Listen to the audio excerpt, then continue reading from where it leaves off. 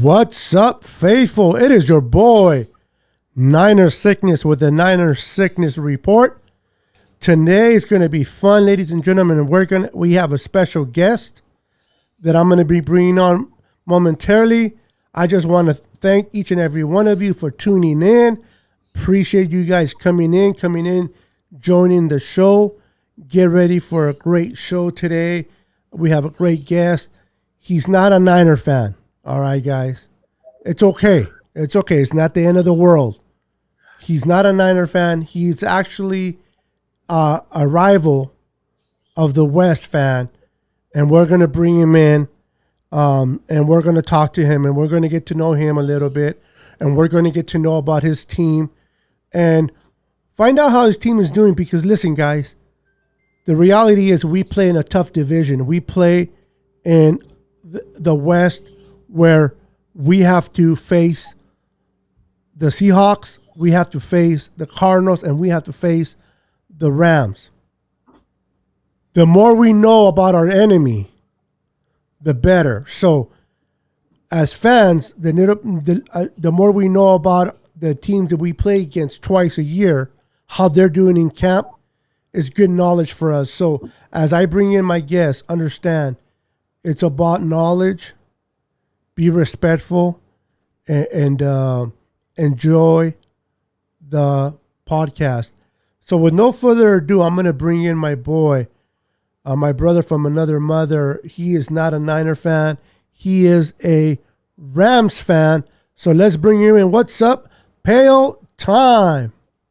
Hey, how's it going, everybody? Great to be here. Niner Sickness, thank you so much for having me on the show. I'm stoked to talk football with you tonight.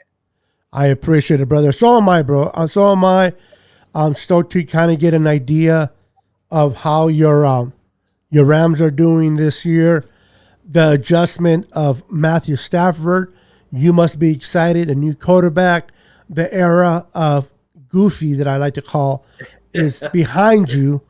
And Matthew Stafford now is the present quarterback. And I can only imagine that McVay will be able to expand and open up that playbook, because I believe he'll have more confidence in Matthew Stafford than he ever did with Goofy. So tell me, how has Matthew Stafford been adjusting to the Rams, and what's your thoughts on it? Have you seen him practice yet?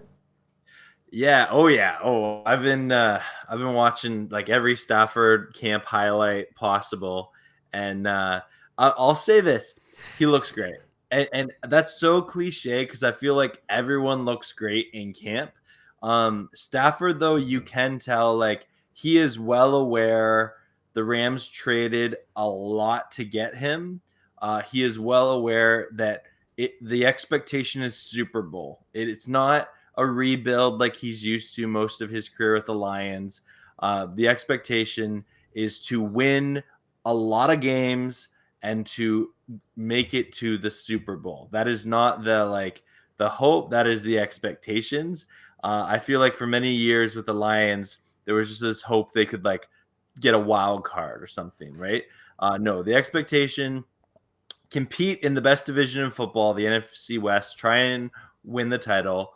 But definitely when it comes to the playoff time, he needs to win games.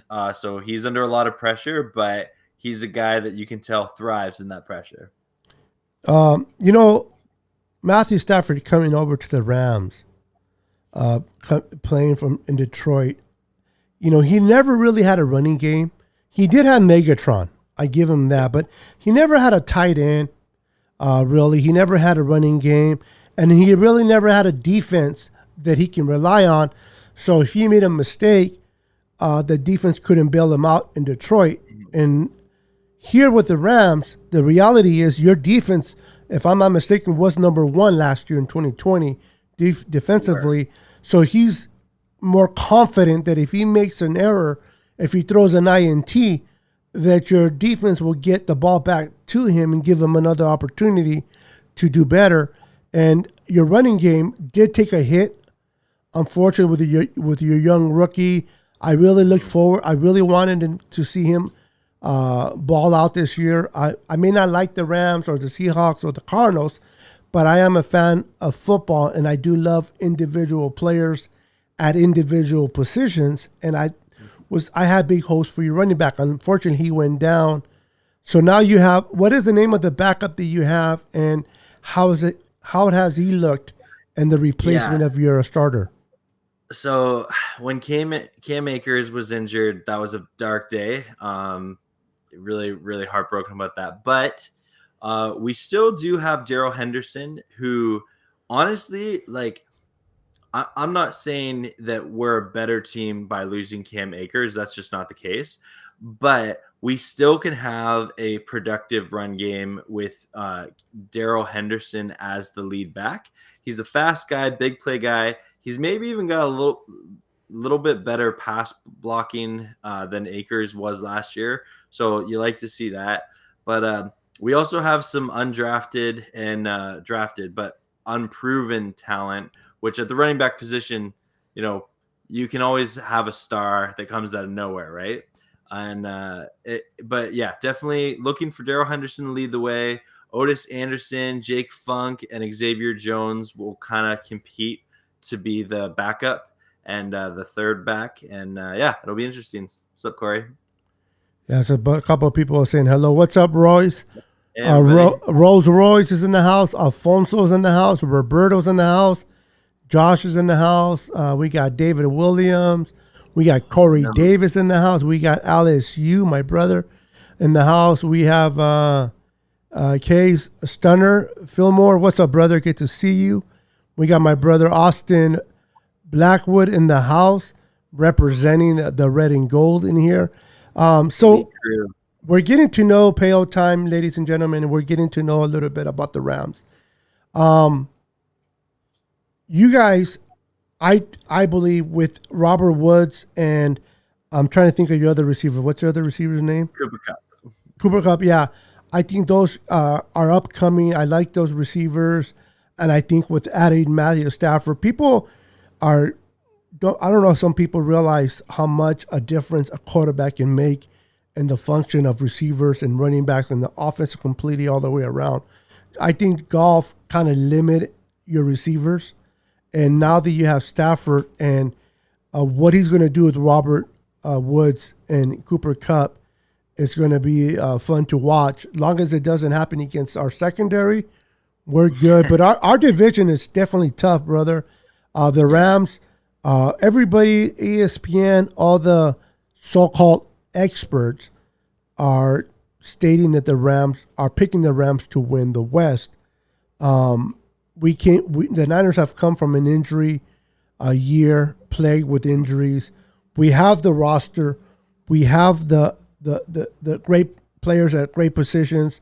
We have arguably the best left tackle in Trent Williams. We have arguably the best tight end in Kittle, best middle linebacker in Fred Warner, and then the upcoming young defensive end in Nick Bosa. The thing with the Niners, they got to stay healthy. But the Rams, you guys lost a few players, but you still have my favorite player of all, D-lines, AD. This guy is like a monster. This guy's a wrecking ball by himself. Then you have Ramsey.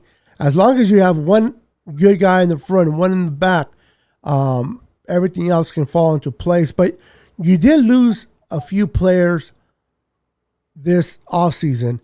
Do you think that the young players will be able to step up and help the team out, or do you think you guys might struggle in certain areas because of the lack of players that you guys lost? Yeah, so that was a big question mark heading into this offseason. We knew we were going to lose some players, especially on the defensive side. And our biggest loss was our safety, John Johnson, who was, by Pro Football Focus stats, a top 3 safety. I would say that we, the Rams had to make a choice between re-signing John Johnson or re-signing our linebacker, Leonard Floyd. And they chose Leonard Floyd. And there was the Ramley was a little divided. Should we stick with John Johnson or stick with Floyd? We stuck with Floyd. John Johnson got paid by the Browns. Congrats to him. And in camp, safety Jordan Fuller, who had a great year last year, they actually gave him the green dot to be the play caller on and he's going to replace John Johnson. And so that's exciting when you have a young player who's been in your system 2 years. It'll be his third year with the Rams this year. And see he's got play calling on defense responsibilities. He's looking good at camp. And when you hear his wired up moments, you see he's a leader out there. And so the hope is that he can, it's tough to replace John Johnson because he's really good, but the hope is he can, be his own elite level safety. We also lost some, pass rushers like Samson Ebukam went to your Niners, and he was a great rotational pass rusher for us. He's had some big games. He had some games that he didn't really do anything, but that's because he was a rotational player. And the reality is when you have Aaron Donald, anyone else on that defensive line is going to get opportunities. So the hope is that we can have, production with the players that, we have replacing. We are the youngest team in the NFL at 24 and a half years old, and our defense is especially young. But a lot of those young players are in their second or third year in our system, which is kind of what you want when you're looking for a roster that's, experienced but young, right? And so I'm pretty stoked, and I'm hoping that we can get out there, win some games. I don't know if we'll have the number one defense overall this year. That's a tough thing to do back-to-back seasons, but I still see it as a top 5, top 10 defense for sure. Yeah, it's going to be interesting to see how your defense does. But the truth is, as long as you have Aaron Donald, they're wrecking the front, and they have Ramsey in the back, your defense will manage to fill in the rest of the spots. That's one of my shows that I did before. We kind of evaluated the front line, the front four, and I asked my viewers, what did they thought, who had the best front four? Arizona, the Rams, the Niners, and the Seahawks. And no surprise that the Seahawks wind up being number 4 in the list. And then they had the Cardinals, they had the Niners, and then they had the Rams, and all because of AD. You can't undermine. Oh, give me a second. Boss. Yeah, no worries. I hit the wrong. Give me 1 second. But let's see here. I hit the wrong button here. But I was wondering why it moved. Why did it move? But I moved it. There we go. Back where it belongs. Sorry about that. It's been a long day. You know about that, bro. It's been a hectic day. But let me ask you, what, head knowledge only. Take the fan base out of you, the excitement, the rah-rah out of you, and put on your GM hat. How do you think your Rams will do this year within the West and then within the NFL? And what do you think your Rams win and losses will be based on how your roster is right now and your schedule? Yeah. So again, obviously, you have to assume health, which is always the hope. You know what? I think we're poised for a really good year. I think our floor is 12 wins, and I would put our ceiling at 15 wins. Okay. I'm pretty optimistic about it for the main reason of, if you look at, I don't have the schedule quite memorized yet, but I know that we play the AFC South. Mm-hmm. So the Jaguars and the Titans, the Colts and the Texans. So Texans and Jags, you're gonna chalk up a couple of wins there. But I also think that the Rams have played the Colts really well the past couple times we've seen them. If you remember Tavon Austin, Yeah. Tavon Austin's best game of his career came against the Colts. And it just seems to be this thing whenever the Rams play in Indy, we do really well. And this year we're playing in Indy. So Yeah. yeah. And the Titans, again, we don't play them super often, but we're hoping that we can beat them again. We're excited. We're wearing our throwback jerseys to the '99 Super Bowl season against the Titans this year, so that'll be some fun flashbacks there. Okay. But I digress. You asked the question about in the NFC West. So the Cardinals have never beaten the Rams while Coach McVay has been head coach. So until they do, I'm comfortable saying the Rams sweep the Cardinals. Okay, valid point. If they ever do beat us, I'll consider changing it. But yeah, Sean McVay just seems to outcoach Cliff Kingsbury. They have not been able to put a game together, even when we've had a backup quarterback starting last year. I'm totally comfortable saying that Hey, Ramelia Sports Report, what's up? Welcome to the show, brother. As for the Niners, I'm hoping that, and again, I think the Niners and Rams match up really well, and I think they're going to be one-score games both times that we play this year. I see some overtime games. I feel like whenever the Niners and Rams play, it's always close, but the Niners have just got the better of us the past 2 years. So I'm hoping that we're due to break that streak and we at least split with the Niners. At least split.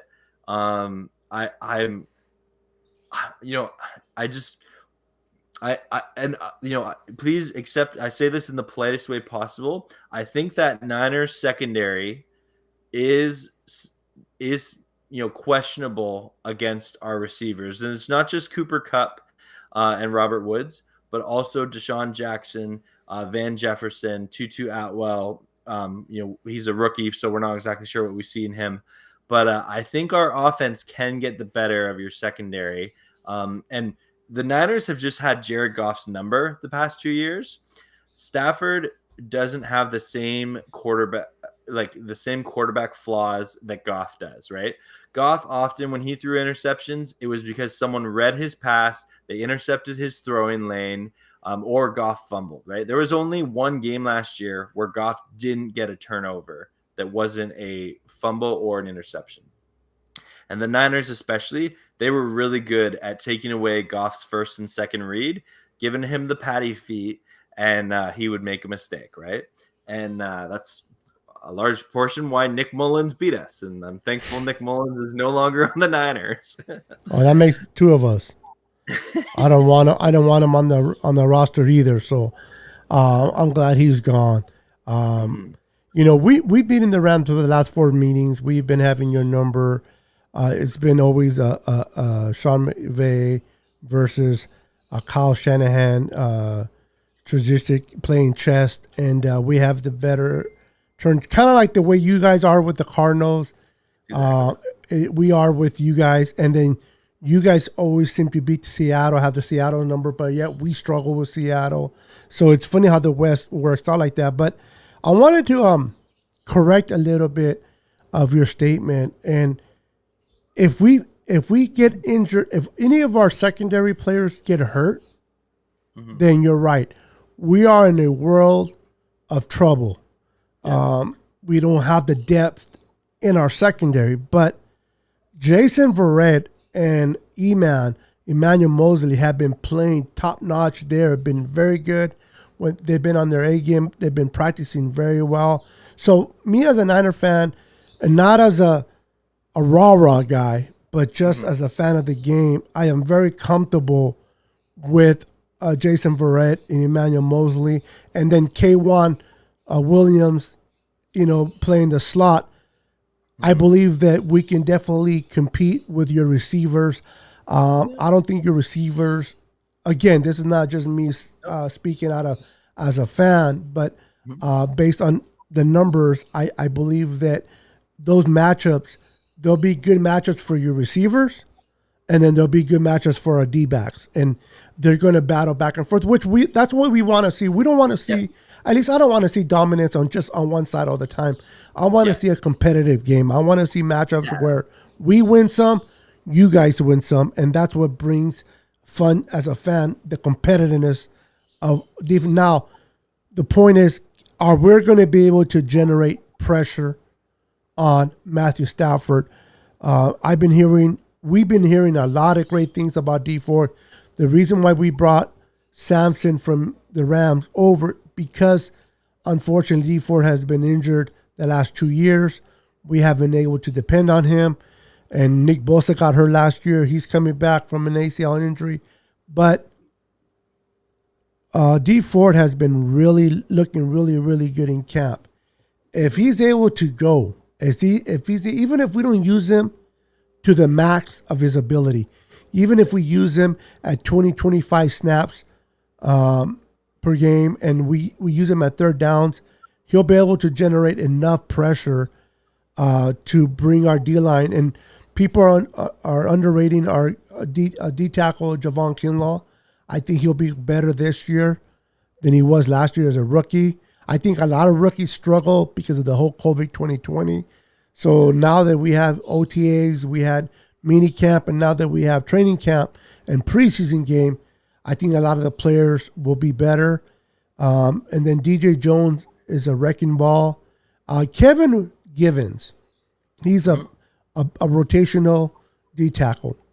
I'm not comparing him, and I'm not even going to dare to compare him to AD, okay? Because that's a disrespect to AD. But he does have the same frame, the same hunger, the same build, and I kind of see a poor man version, I guess, of AD for now. But he's very competitive.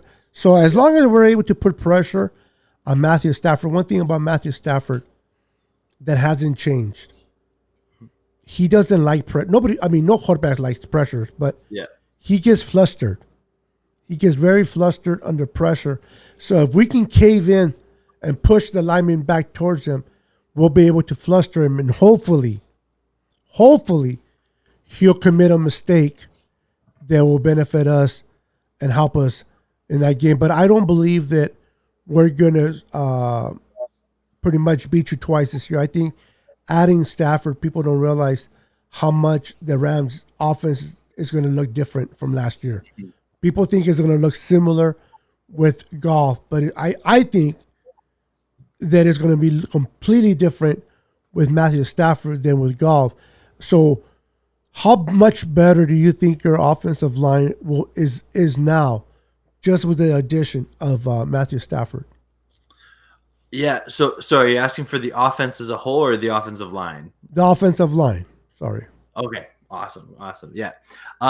So a couple of things into the offensive line. So Andrew Whitworth, just an amazing left tackle, and he's playing, into his 40s. There's a legitimate concern about having like a 40-year-old left tackle, but he still plays at a really high level. He keeps in really good shape. His technique at the left tackle position, he still has. He hasn't lost that. He took a pay cut this year to stay with the Rams. Okay. And when he did it, I was like, that's amazing. Like, you can tell he's just a guy that's hungry for a Super Bowl ring.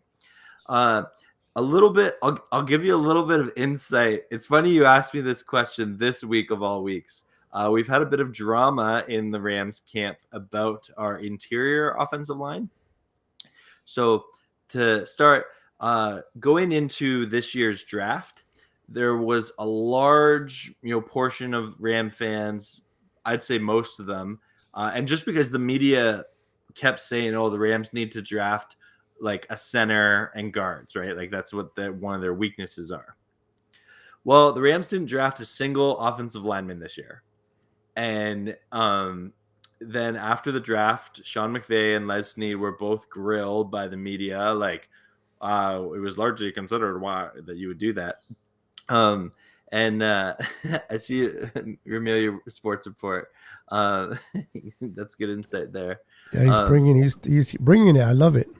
Oh man, Ramelia Sports Report is one of my favorite like people in a live streams. The guy knows his stuff for sure. That's good. Um, yeah, he's working on a channel. When he gets it up and running, I definitely want to collab with him. But after I collab with him, strongly encourage anyone to. Oh, yeah, I definitely follow him. Absolutely. Yeah. Um, but yeah, so the large belief was that Austin Corbett was going to be our starting center. And this week actually they announced that I don't know, in the Rams unofficial depth chart, Brian Allen won out the job. And it was a shock. Everyone was like, we all thought Corbett was going to do it, but it seems that Brian Allen has, and that Corbett's going to play guard. And so there's different, you can take different approaches to that. It sounds like the Rams just, they like having Allen at the center position, and Corbett is a better guard. So we're excited to see that go forward. I think we have an athletic, offensive line. We have one that, well, similar to the Niners, they run a zone run scheme. Mm-hmm. And so they're an offensive line that's built to run that, where it does have lots of pre-snap motions, and it will confuse the defense. So, an intelligent offensive line for sure. But I think we're going to be better the next year, just for the sole reason of we continue to have Whitworth, as that veteran leader. But even the guys behind him, like Joseph Noteboom, I'd be comfortable if he had to start sometime. But he's a backup tackle. So I think we have a lot of young tackles that they're in kind of that, prove it, prove that you belong here year. And I think our O-line, it wasn't bad last year. They had a couple of bad games, but it was not a bad O-line at all. Yeah, no, I agree. It wasn't as bad as a lot of people thought it would be. Your tackle, man, he's like, I think he played with Moses in the Bible. Yeah. But he's that old. But he's good though. Hey, kudos to him. I'm being funny, but the reality is, he's still playing at the highest his game. He's still handling his business, and as long as he can go, and long as he can protect. How many sacks did he give up last year? Do you know? I don't know off the top of my head. I'm sorry. No, Okay. not many. He also missed some time with some injury last year towards the end of the season. But then he was back for the playoffs. But yeah, he took like a $5 million pay cut to come back to the Rams this year. And whenever you see someone do that, you're just blown away. Yeah, that's good that he did it. D Ford kind of did the same thing with the Niners. He gave a lot of his money back. That's how we were able to sign and keep Trent Williams, our left tackle, and be able to sign him to an extension here with us. But the Ramelia Sports Report made a comment about. Let me see if I can bring it back up here. Yeah. That is interesting. He says he's talking about Deshaun. Now, I don't know about 2-2 or I don't know if that's correct, but Deshaun, listen, let's be real. He's still a speedster, but you're not getting the same Deshaun that played in Philly. You're not getting, I don't know what your guys' expectations are from him. When he went to Tampa, he looked like he struggled there. He's a former shell of his own self. What are your truly expectations of him, and how effective do you really, really believe he can be in your offense at his stage of his career now? You know what? This is one of my favorite things to talk about, about the Rams this year. The Deshaun Jackson signing was something that none of us really saw coming, but it makes a lot of sense given his time with Sean McVay in Washington. I think that he's a smart, intelligent player. In camp, in his press conferences, he said he's like, oh, I love this offense. I could play 5 more years in this offense. The guy still is an elite route runner. He still does have speed. The Rams are not going to ask him to be a number 1 or a number 2 receiver. True. I think he'll have some games. He'll have a good game. I do not see him he's not Deshaun Jackson of old. No, he knows that about himself. He's a pretty self-aware guy. However, he knows he can come in, he can contribute, and if he's matched up against the wrong DB or safety, he'll burn him, right? And I don't know if necessarily he's the one that's gonna when you need a play and you need to make sure that that ball is caught. I don't see Deshaun Jackson being the first read. That'll be either Cooper Kupp or Robert Woods.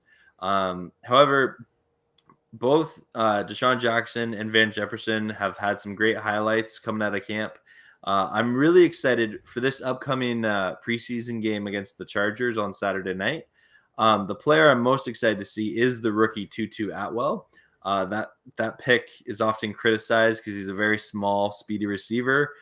People have said, definitely that he's a small, younger version of Deshaun Jackson. So, Okay. yeah, it'll be interesting to see how he looks in this system. But definitely, everyone make sure to hit that thumbs up because this is a fun time. Yeah. Appreciate it. Robert Woods and your receivers, Cooper Kupp, they're great receivers. They're established now, but the Niners in the West have starting to have one of their own pair. Deebo Samuel is an upcoming receiver. My concern with him is, can he stay healthy? And I think that people may argue with me or people may disagree with me, especially Niner fans. But I think that Deebo and Brandon Ayuk are not being properly used when we have Jimmy G in the lineup. Jimmy G doesn't air the ball far. He just throws it immediately within 20 yards. So they use Deebo more as a running back than they do as a receiver. I think once we transition over to Trey Lance has an arm. We'll be able to utilize Deebo and Brandon Ayuk the way they were meant to be used. And Brandon Ayuk, from his first year, second year, has definitely developed even better. He's gotten better. I look forward to seeing what Brandon Ayuk can do this year with Deebo. And then your guy, Ramelia, said that you guys have supposedly a clone of Kittle. Listen. That's a big statement. Thank you. Yeah. Let him play. Let him show what he can do. I understand what you're saying, but listen, just like I'm not going to compare Kevin Givens to AD out of respect to AD. Let's not say he's a clone of Kittle. He's a young kid that has potential. Mm-hmm. Maybe let him play. Let him see what he does. But I'm sorry. No. If he became half of Kittle, I think you guys would be happy. Absolutely. And so let me preface this because I hear what Ramelia Sports Report is saying. So Jacob Harris he's a rookie tight end that the Rams drafted in the 3rd round, and he's a 6'5", big guy that can run a 4.3. I think he's about 220 pounds. He says, yeah, and definitely from a physical perspective, this guy has the potential to be a great tight end in the NFL. And I'm really looking forward to seeing him. However, we still have Tyler Higbee, who is listed as number 1, even though Jacob Harris has been getting some reps with the first team in training camp. So that's cool to see for a late round rookie. But yeah, only the season will tell. I'm really looking forward to Jacob Harris, and it'll be curious to say. I respect Kittle. I'm not saying he's a clone of Kittle, but there is an excitement about Jacob Harris that the Ram fans definitely we're pretty stoked. Yeah. So you guys giving up on I believe his name is Huckabee or no Higbee? Yeah. Higbee. So Higbee is great. And I think that the thing about Higbee is he's a big body guy, and he's developed into a red zone target for sure. Okay. But it's so tough because the way that the Rams used Higbee, it was not in a way that the Niners use Kittle or the Chiefs would use Kelsey. Higbee was still on a large portion of plays in there for blocking, but the thing is with this new offense, or I don't want to say new offense, with this upgraded offense with Okay. Stafford is someone who's been known to throw to tight ends like Hawkinson's or Pettigrew, back in the He day. loves his tight ends, bro. Yeah, so there is some excitement around that. Let me put it this way. If Jacob Harris is on the board in the last 2 rounds of my fantasy football draft, I'm drafting him. Okay. Yeah. I like that. I like that. I like confidence. And, it's always nice to have potential players that could potentially be good for the prospective teams. Players like that we drafted, like with Trey Sermon for us, a running back from Ohio State. He hasn't played a down. He hasn't did anything yet, but the potential's there. The ability to become a great running back is there. And so there's excitement for Niner fans to see him play and what he can do. So I'm assuming that as a Rams fan, you guys are also excited about your tight end. And I was messing around with the Kittle. I understand where he was coming from, making the reference. He wasn't saying he was Kittle or better than Kittle. And to be honest with you, by him actually saying that he could be a clone of Kittle, he's given Kittle respect, because if he would have said he would have been a clone of Kelsey, I would have kicked him out of my chat. No, just kidding. But he said Kittle, so I'm okay with that. He chose Kittle over Kelsey. So the Amelia Sports, I appreciate. I'm messing with you. I never. It's what, bro. It's really hard for me to kick somebody out of my podcast. I mean, you have to be like completely, really deserving to be kicked off, man. Because I'm trying to bring viewers, not lose viewers. But there's excitement in the West, bro. There's excitement with Seattle. Seattle, as long as Russell Wilson's there, they're always going to compete. They always have the opportunity for those double-digit wins because of Russell. The Cardinals, I don't know about the Cardinals, honestly. The Cardinals can go either way.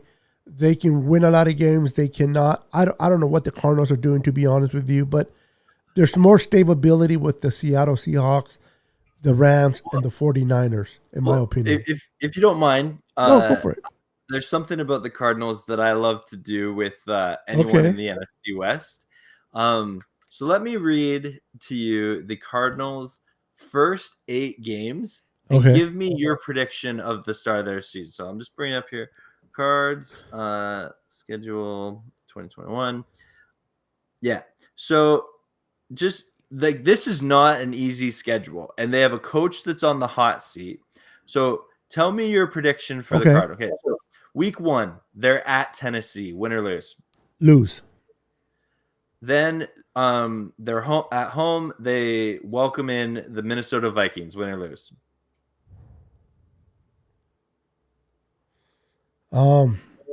That's a tough one. The Vikings don't really impress me as much, but I'll say they'll lose. They'll lose that one to the Vikings, but I can go either way on that one. Yep. Okay. Then they travel on the road to the Jaguars. Win or lose? Oh, win that one. Yeah. Okay. So they're 1-2, 1-2 after 3. Then they travel to LA to play the Rams. Win or lose? You guys had their number, so like you said, until then, that's a loss for them. Yep. So they're 1-3 to start the year.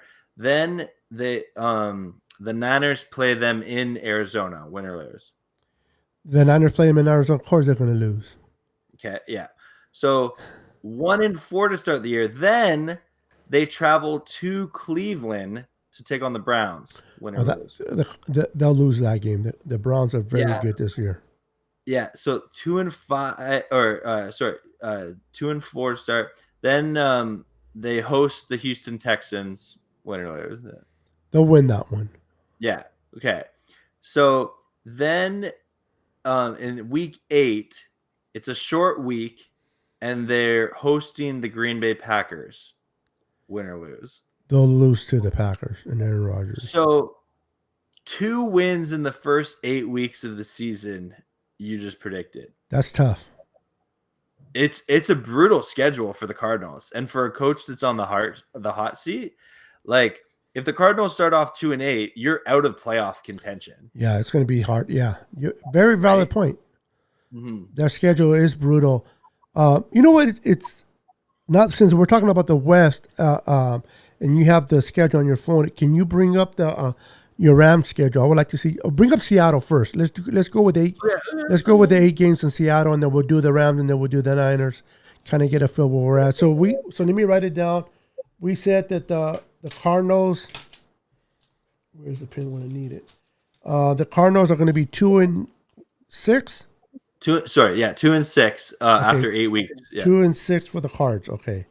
Yeah. So now we're doing the Seahawks, and Yeah. then I'll say we'll see if we'll both agree whether they're winning or losing on these games. So Sounds good. Yeah. Okay, so week 1, the Seahawks are at the Colts. man, if Wentz was playing, man, that's a tough one. I would normally want to say the Colts myself because they're playing at home and that defense is ferocious, but I don't know what they're doing at quarterback. But just because the Colts are playing at home, I'm going to give it to the Colts on this one. What's your thoughts? I agree. I think that oh, sorry, no, actually, I disagree. I think the Colts, the Colts lost to the Jaguars week 1 last year, True. and I think Wentz missing some time in training camp hurts them. I think that, and Seattle does really good early in the year, always, right? I think Seattle will win this game and start 1-0. Okay, so you have them at 1-0. Yeah, I have them at 0-1. Okay. yeah. All right. Next one. All right, then they have their home opener. They're playing the Tennessee Titans. At home, Yeah. they're going to have a full fan base again. They're 12. They like to call it. They're going to be fired up playing at home after a 2020. The Titans are good, man. The Titans are, especially adding Julio Jones to that arsenal. Man, their defense is good, but I'm going to have to give it to the Seahawks opening it up at home. It's just, I think that crowd's going to be crazy. Yeah, I'd agree. Yeah, so I think they're 2-0 at this point. So I have 1-1. You have them at 2-0. Yeah. Okay, 2-0. Okay. What's the next game? Then they're traveling to Minnesota to take on the Vikings, another tough team to predict. I'm going to let you go first on this one. Okay. I'm going to say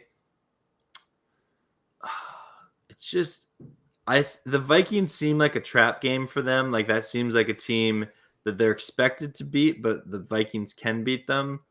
I think the Vikings beat them there. Yeah. Wow, so you have them starting at 3-0. No, I 2-1. I think they lose. Sorry, I think they lose to the Vikings. Okay, so they lose. Okay, so you have them 2-1. Yep. So 2-1. I agree. I think they'll lose to the Vikings as well. So I have them at 2-1. I have them 1-2. Go ahead. Mm-hmm. And then they travel to San Fran to take on the Niners. They have always had our number. Russell Wilson is a freaking Houdini. You have him in the graphs, and then I'm hoping that Trey Lance can do to those fan base what they have done to us for years with Russell. But other than in 2019 when we beat him at Seattle, it's hard to win in Seattle. At least for us, we have better chances of winning. And if we're healthy, we're playing at all cylinders. I can see the Niners winning that game, so we'll beat Seattle at home because we're playing at home. Yep, I'd agree with you. Yep. Okay, so you have them. Then you have them 2-2. Yes, yeah, 2-2. Okay. And then it's a short week for them, and they're traveling, or no, they're in Seattle, and they're hosting the Los Angeles Rams. They're playing at home against the Rams. Yeah. this is probably where me and you're probably going to disagree, but um, once I started seeing Matthew play the first couple of games, my prediction may change. But for now, Seattle playing at home, like I said, they play really good at home. They have Russell Wilson. They have their defense got a little bit better. I will take the Seattle in this game. Oh yeah. I politely disagree. I think that Thursday night games have Aaron Donald game wrecker mode written all over them. He feasts on short weeks, and I think that I'm like, if we were to play any team on our schedule on a short week, I'd want it to be Seattle. Okay. So at this point, where we have them both at 2-3 now. Mm-hmm. Okay, so Seattle's at 2-3 right now. That's not a good start, by the way. But what is the next game? The West is hard, man. Let me tell you. It's gonna be a gong show, right? I think. So they travel Sunday night. They have back-to-back. They have 3 primetime games in a row. Wow. Russell Wilson. So they're traveling to Pittsburgh to take on the Steelers Sunday night. Wow, that's going to be. That defense is good. I love that the safety they got from Miami. The running game got better with the kid they picked up from Alabama. I'm going to take Steelers in this one myself. Because it's in Pittsburgh, I agree. I think this is a Steelers game. Yeah.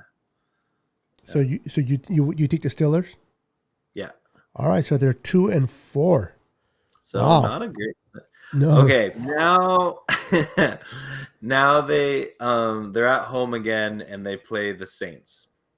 Oh, they'll win this one. Saints. Yeah. Are not going to be the same Saints of old. I don't trust crab legs at all. No. Yeah. And then so Seattle wins this one. Yeah. So that we have them 3-4. Go ahead. Yeah.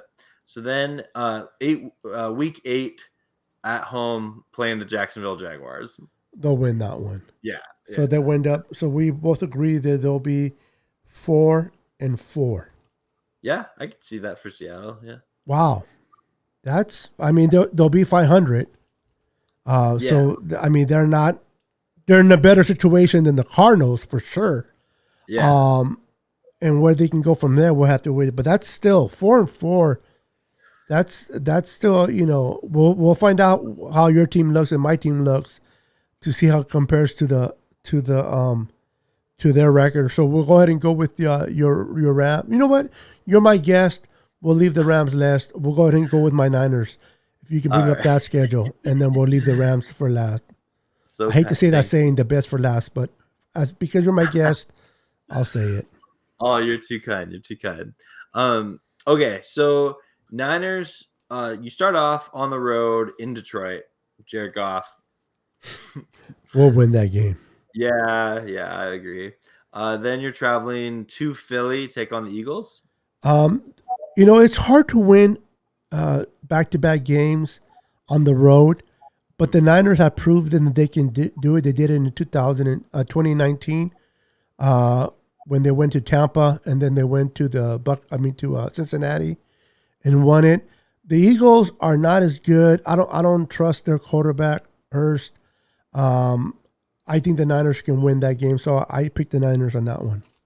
Yeah, I agree. I just think the Eagles aren't a team that's ready. Like, I think they're a young team that might find their groove later on in the season and be competitive. But early on in the year, I think they have some growing pains to go through. Okay.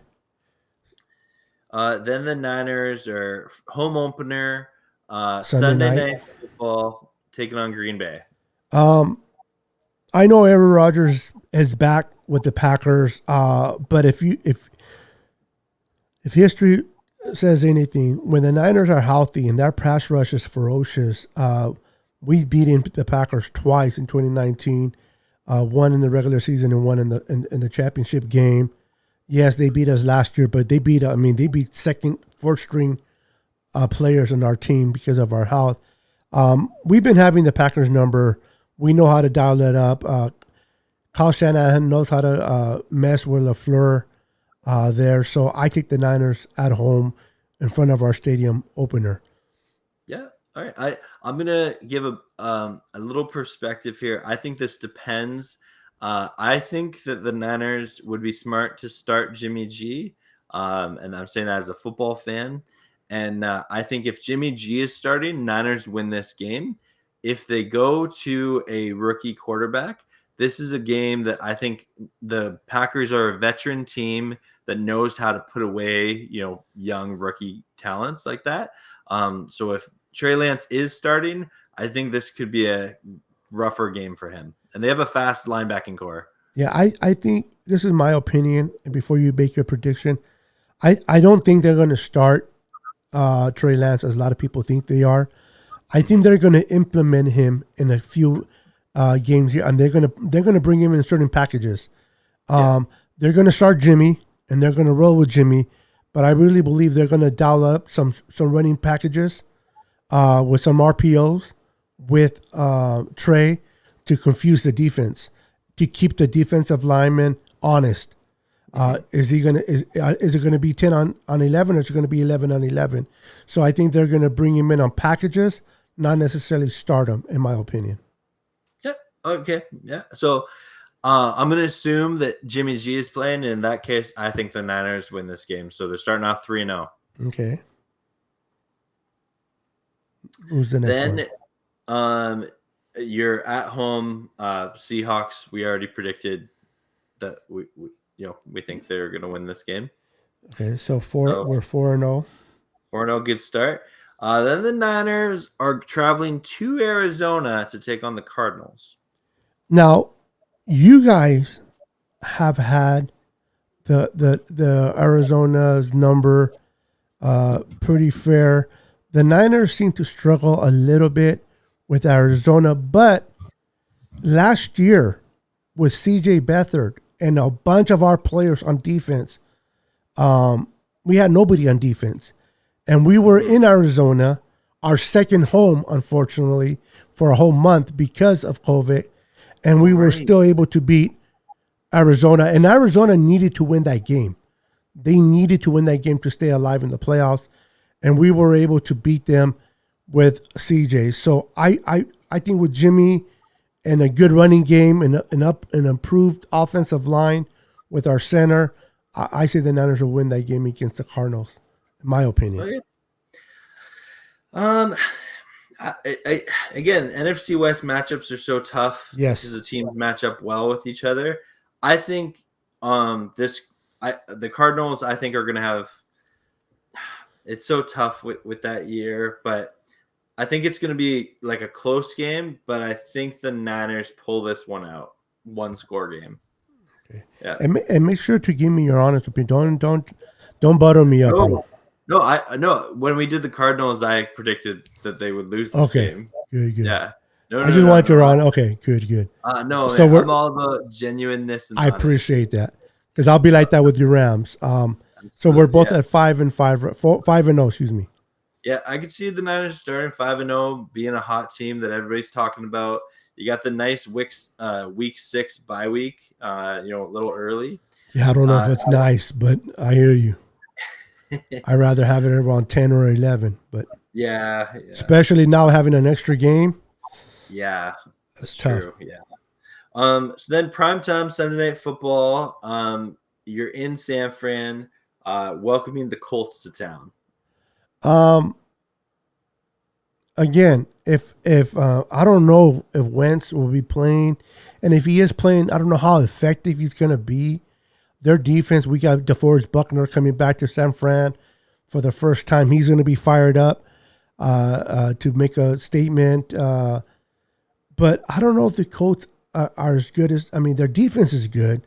Their offense is still a little bit suspect. We're playing at home. If our defense can play the way I think they're going to play, and I'm not being biased on this, I take now it's hard because now we're 5-0, and that I don't know about that letdown. They like to creep up. But I think the Niners are smart enough to play smart and be prepared. And I see the Niners winning this game against the Colts because of the injury to Wentz and not being stable at quarterback. Yeah, and I think at this point, just because of the nature of the foot injury, and we've heard reports that Wentz can potentially play Week 1 even against the Seahawks. I think at this point the Colts will be getting into their own. I do see the Niners losing this game Okay. to the Colts. I just think that defense is it, by the middle of the season, I see that as a top 3 defense in this league. Okay. And then they're also gonna their center Kelly, who's a really good center. He has the same foot injury that Wentz had, and he has a similar timeline for healing as well. So I think they'll be getting their O line back. They do have some good running backs, especially Jonathan Taylor. Mhm. And yeah, I think that with Hilton there and Pittman looks to be he's another one of my late round fantasy sleepers I'll be looking to draft. You know they lost their guard, right? Also to foot injury. Their best Yeah. guard.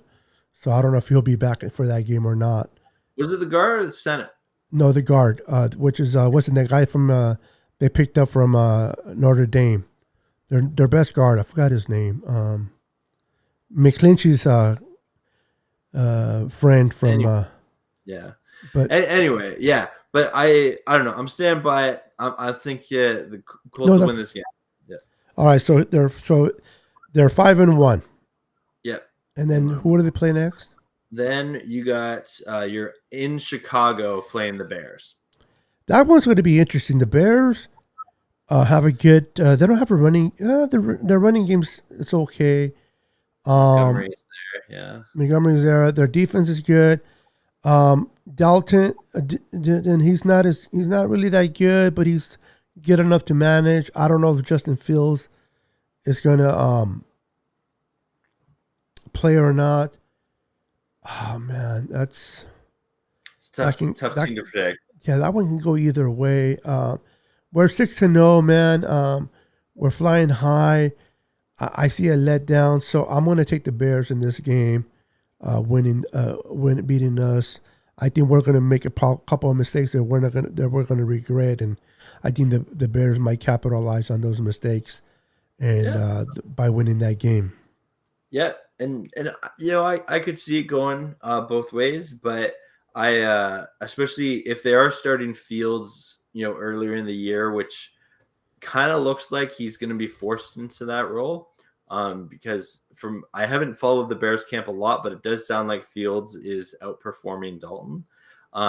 Okay. And so I think if you have a rookie quarterback who's healthy mid-season, he'll be coming into his own. That would make sense. However, because I predicted the Niners to lose to the Colts, I don't see Kyle Shanahan with a healthy team losing back-to-back games like that. So I'm gonna give the Niners the W on this one. Okay, so 6-1. Okay, good. And then because you had the early bye, we'll give you one more.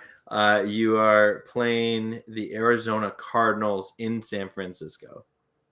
Again, that's always a good matchup between them.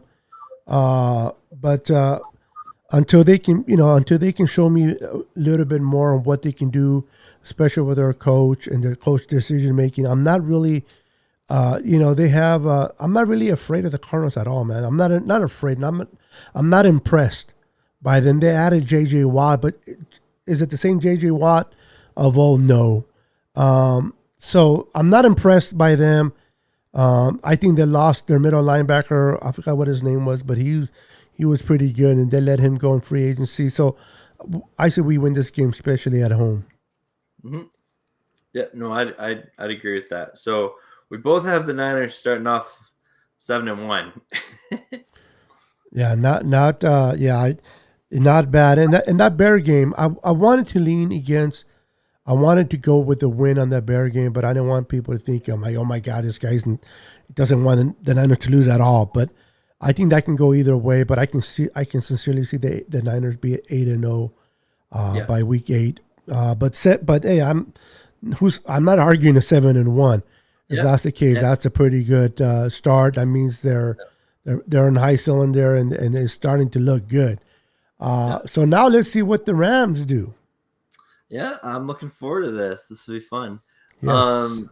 So I'm saying, okay, so Rams are the first Sunday night primetime game of the year. We're taking on the Bears, week 1.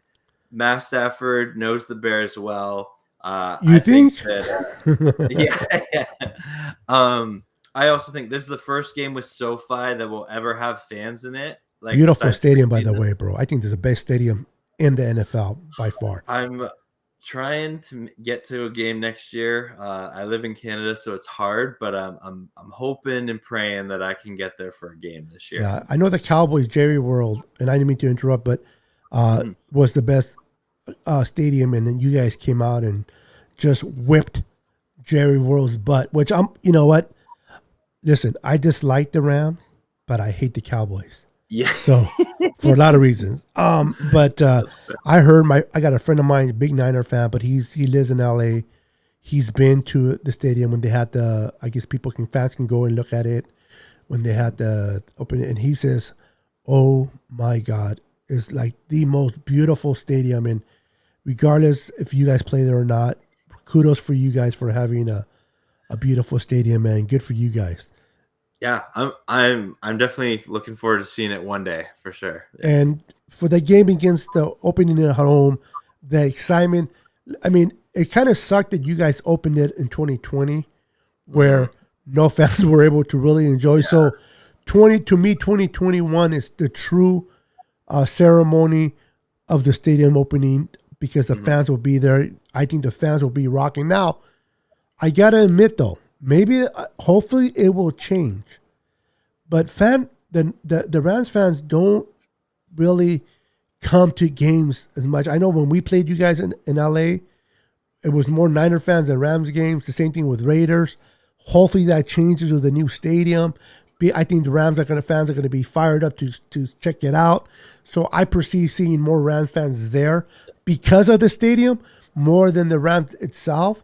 And I think it's going to get loud in there. So definitely the Rams will win that game at home against the Bears. Well, and like, okay, I want to give a little props here to Matthew Stafford.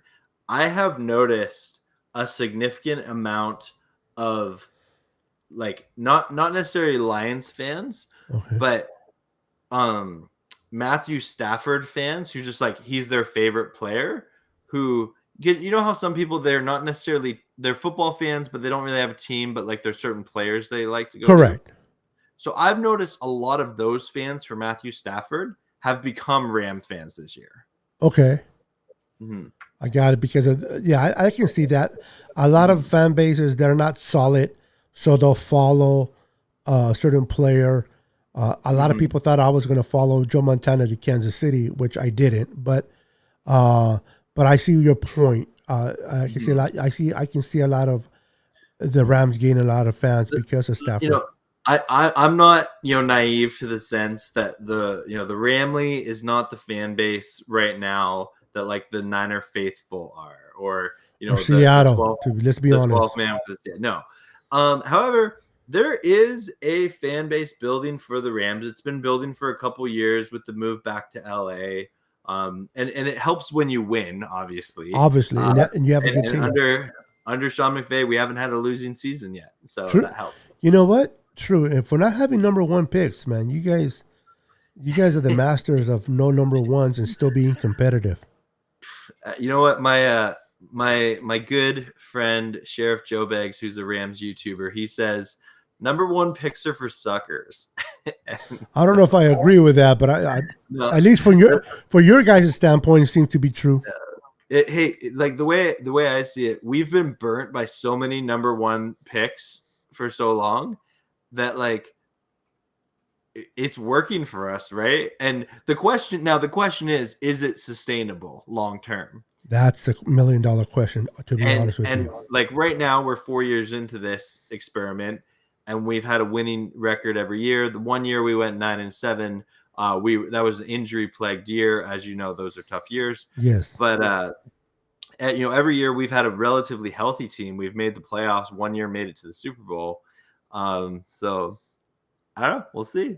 So far, like you said, you guys are not had a number one, and you guys won't have a number one once I'm dead.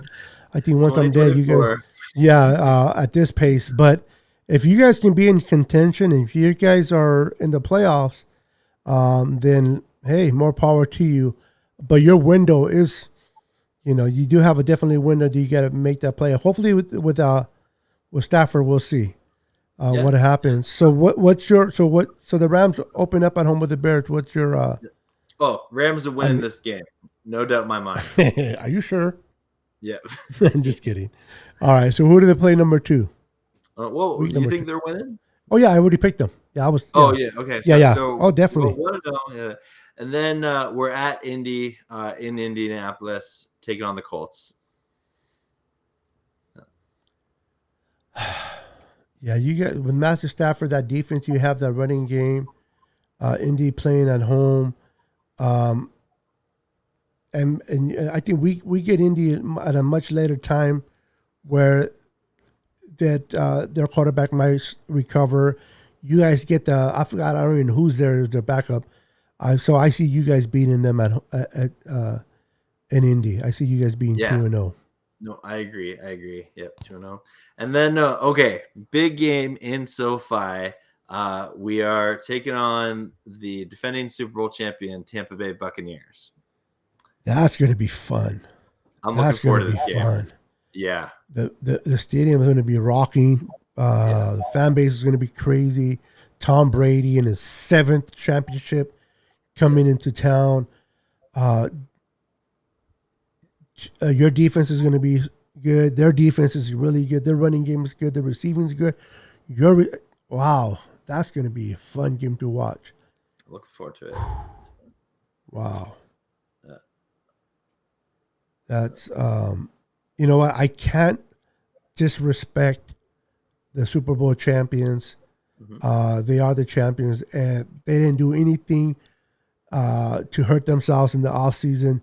They did a lot to stay healthy, and they got a lot of their core players back. So I see the Tampa Bay coming into the Rams and giving you guys your first loss in SoFi. Yep. Okay. I can respect that. I will say I am picking the Rams to win this game, not because I'm a super fan, but because last year we played the Bucs in Tampa and we beat them good. Aaron Donald had his way with that offensive line. Our secondary matches up really well against that wide receiving core. Okay. Jalen Ramsey took Mike Evans out of that game. And, Darius Williams was able to take on Chris Godwin quite well. And then I also think this is a game that the Rams will be able to hog the ball and really dominate time of possession. Okay. I think that's how you beat the Bucs, right? Like if you look back to Tom Brady off the field, yes. Yeah. And if you look back to like that Washington game in the playoffs where the Bucs almost lost, it's because in that second half of that game, Taylor Heineke was able to have these long drives to get them back in the game. And then their defense was able, like it was a great, good pass rush, a decent secondary. And I think the Rams have a very similar style to that can match up well with the Bucs. So that's my argument for the Rams winning this game. And it's a valid one.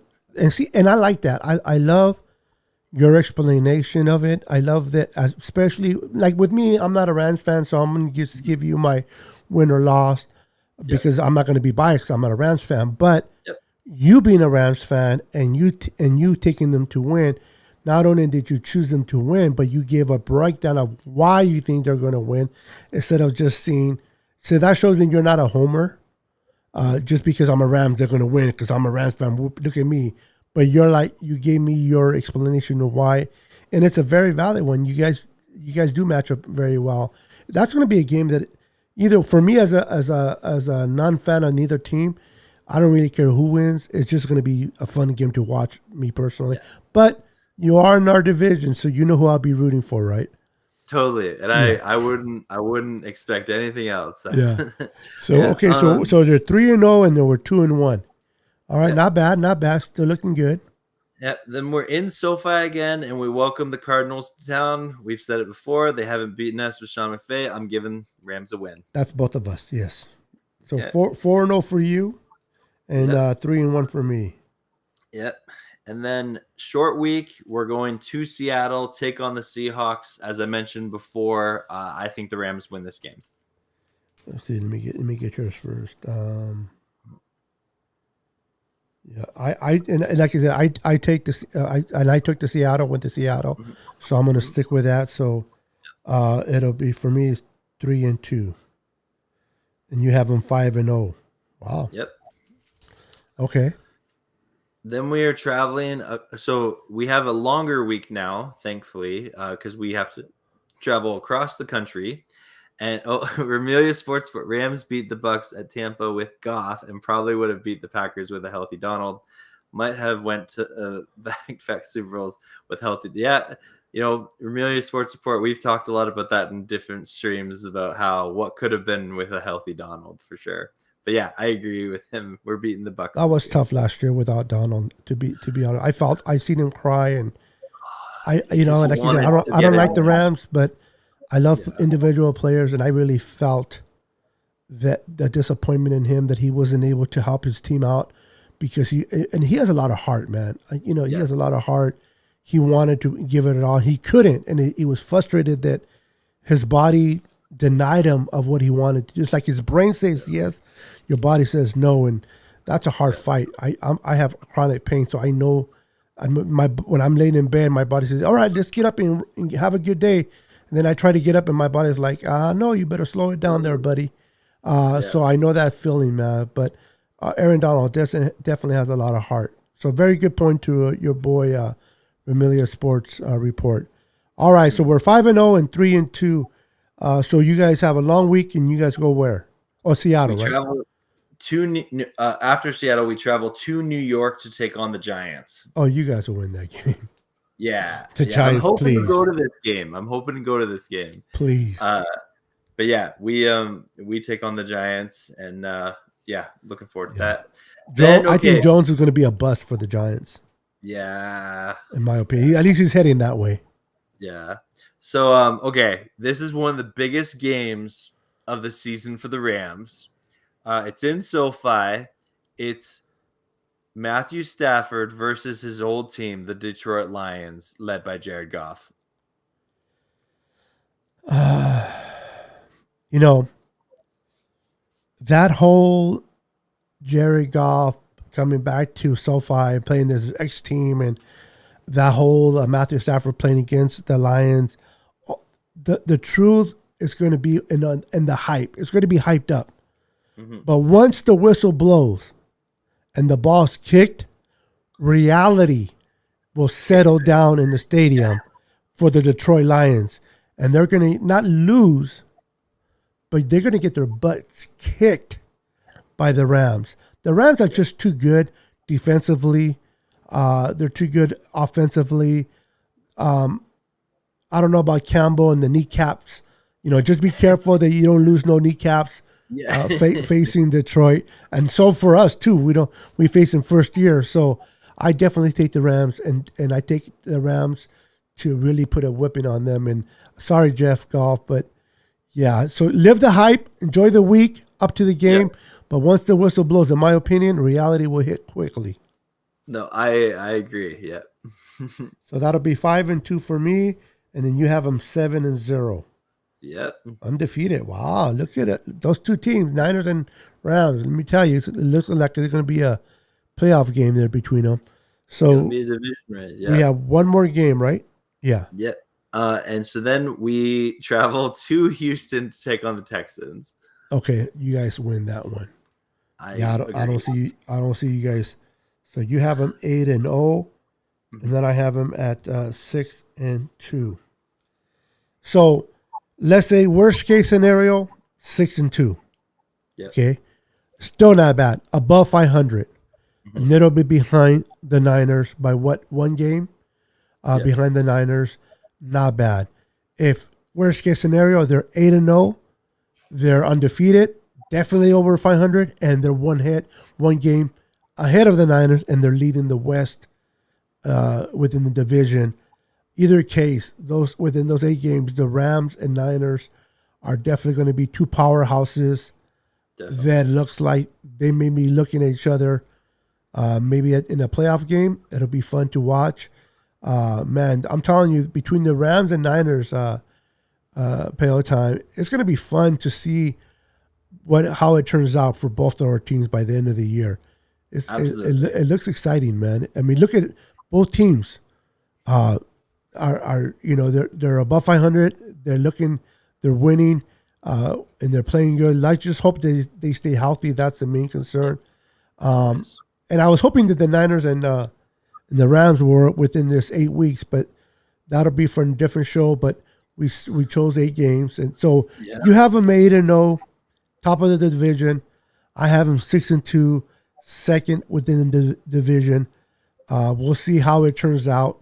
We'll look back at this video after 8 games and let's see who's closer, me or you. Yeah. Hopefully, neither one of us are far from our prediction.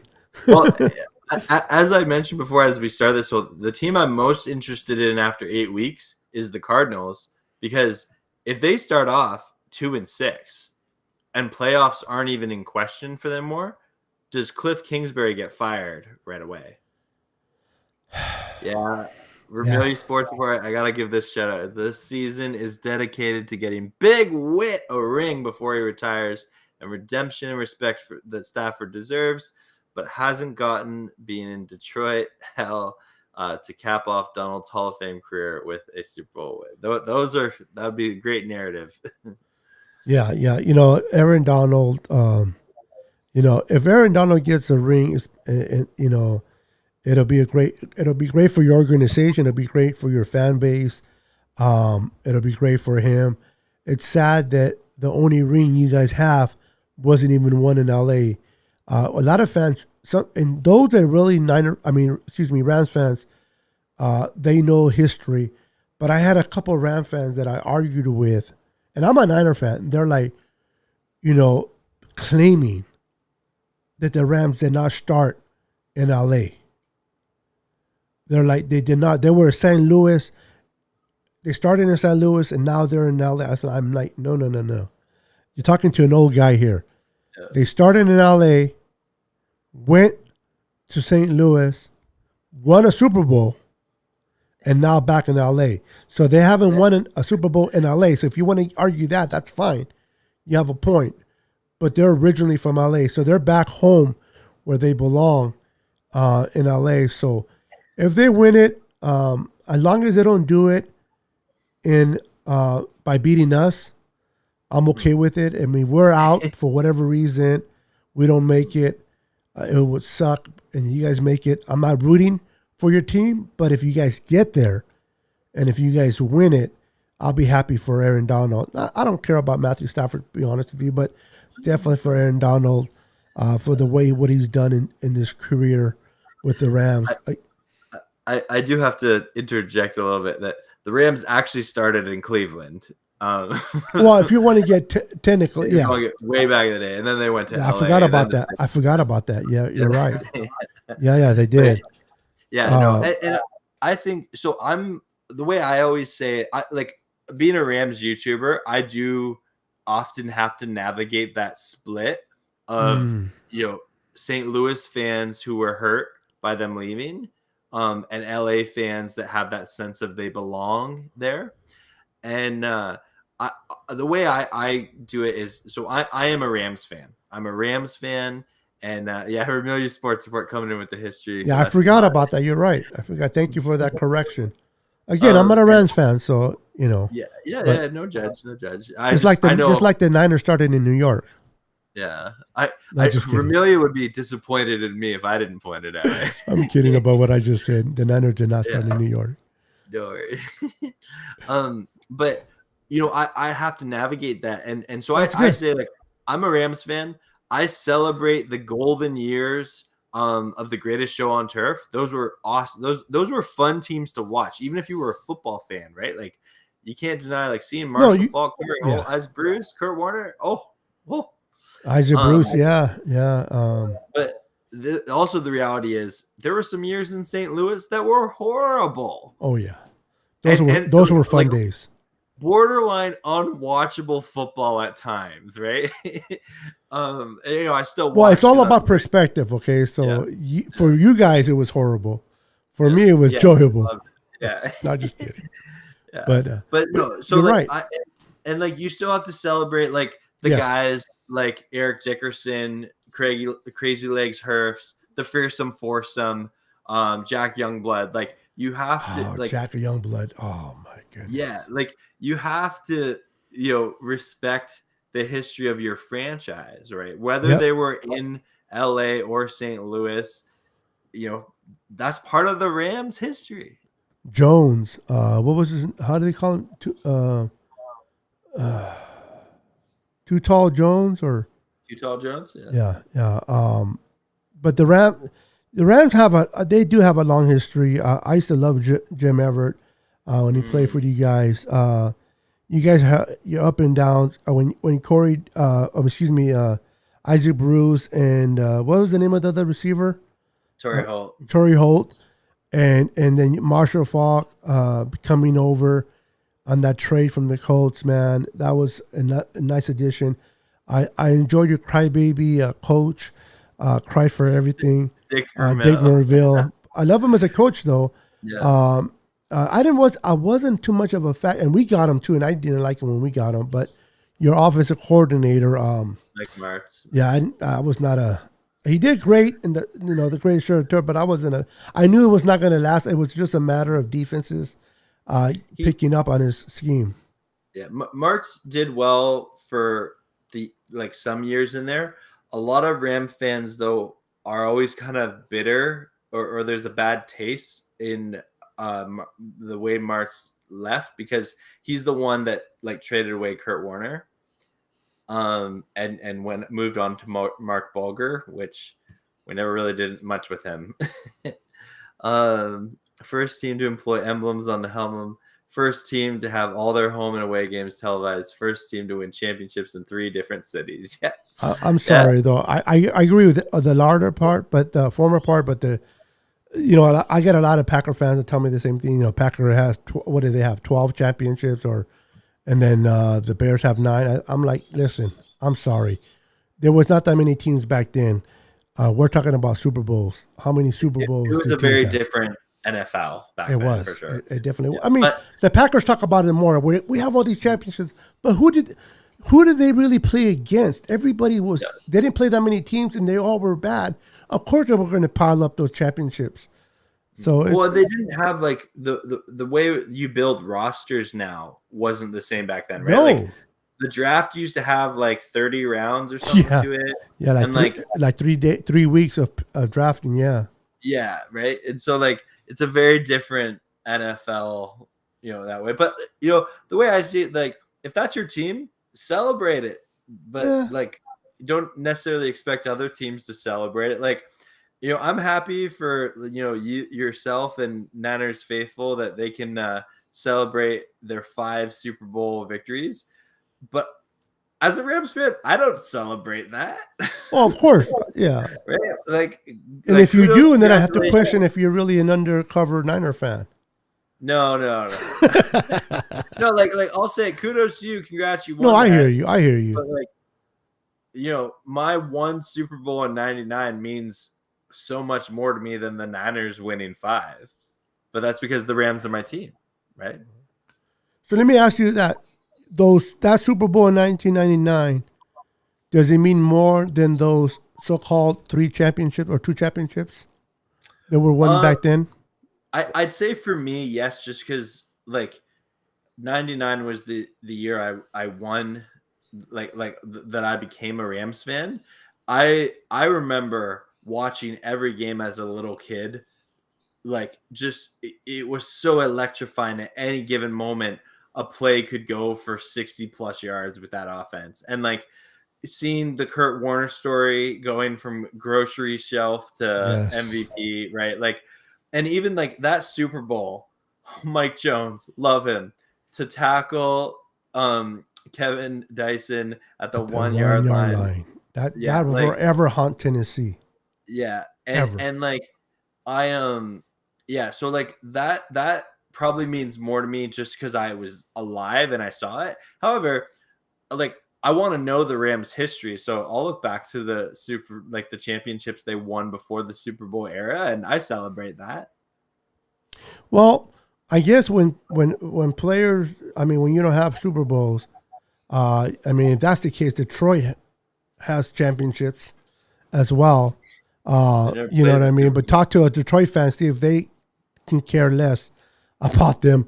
Especially, I mean, they're the laughing stock of the NFL.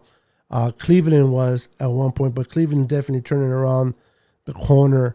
I hear what you're saying about those championships. I just tell people this, especially Packer fans. Packer fans are the ones a little bit more crazy with, we have all these championships. I'm like, you have 4 Super Bowls. That's it.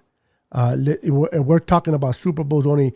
Get out of here with all your other championships when you played only 4 other teams at all. You know what I mean? So if you want to enjoy them as an individual fan of your prospective team, yes, that's great. That's your team. They won, then that's okay. But for people, and I'm not saying you or certain Rams fans, but certain Packer fans, to sit there and say that it was the same then and it is now to win championships is what I draw the line. It isn't. It's nowhere close back then the way it is now. There's more competitive. There's more teams. It's harder to get to the Super Bowl than it was to get to a championship back then. So if you want to take it in just as a fan and says we won and that's part of your history, I'm okay with that. But when people start saying that it was the same then and it is today, and the Packer fans do that a lot, that's where I say, nope, you only have 4 Super Bowls, and I can care less how many championships you have. We're counting only Super Bowls. Tell me how many Super Bowls you have. And the Niners and Packers get into that a lot because we have 5, and they only have 4. But in their minds, they have more than us because they had those extra championship games. So it is what it is. So do you expect 8-0 to start off, and we're going to start closing this down. It's been fun, but we've been at least an hour and a half. Wow. Time flies when you're having fun. And I'm glad you brought up the 8 game predictions. That was a little bit fun there. And I think that's where the battle is going to be between the Niners and the Rams this year. I think that Seattle will still be in the mix just because of Russell Wilson and DK Metcalf and Lockett, but I don't think they have enough to really compete. We'll see. I mean, they always had double-digit wins. Cardinals, until they prove something, I'm not worried about them. They might be the surprise team of the West. Who knows? But until then, I'm not putting too much stock into them. So good luck to your team. Good luck to your Rams, except those 2 games when they play the Niners, of course. But like what? Other than that, really, good luck with your team. I tell this to a lot of fan bases. Or I tell this majority to my Niner fan base. Hate the team, but don't hate the fan. Yeah. Because the fan loves their team, and they're going to, like you're going to be hyped up about your team. You're going to be excited about your team as much as I am about mine. What makes us different? Nothing. I'm a Niner fan. You're a Rams fan. That's it. You're not better than me. I'm not better than you. We're 2 human beings that work, struggle in life. We deal with crazy things in life. We love our prospective teams. So for me to sit there and go, oh, Rams fans are this or Rams fans are that, I'm like, listen, I got the Rams. I got Niner. I said Rams. God, I got to wash my mouth with soap. Are you a closet Rams fan? Yeah. No. Niners, and I got the Niners right here. So whether they do good or bad, I represent them other than my entire that I put on. But I love my Niners in the heart just like you love your Rams. And Ramelia Sports loves his Rams. So I wish you guys the best. I want to win the division. I want to win the Super Bowl. But now that I know you as a friend, Payo time, if your Rams win and win it all, because my team didn't make it, I'm not going to be happy for the Rams, but I'll be happy for you, and I'll be happy for my boy Ramelia Sports because I know you guys are Rams fans. You know what I mean? So I'll be happy for you guys because you guys deserve to enjoy. Just like if the Niners would win another Super Bowl, I'll be fired up and I'll be happy. You know what I mean? So I I'll wish you be guys the happy best. for you, but I won't be happy for Of the course, Niners. of course. Yeah. But I do wish you the best. Stay healthy, guys. Stay healthy. I pray for health for both of our teams, for the whole West. I mean, football's not fun when you lose No. players because you want to see players play and you want to play competitive teams. I don't want to be the team that is handicapped.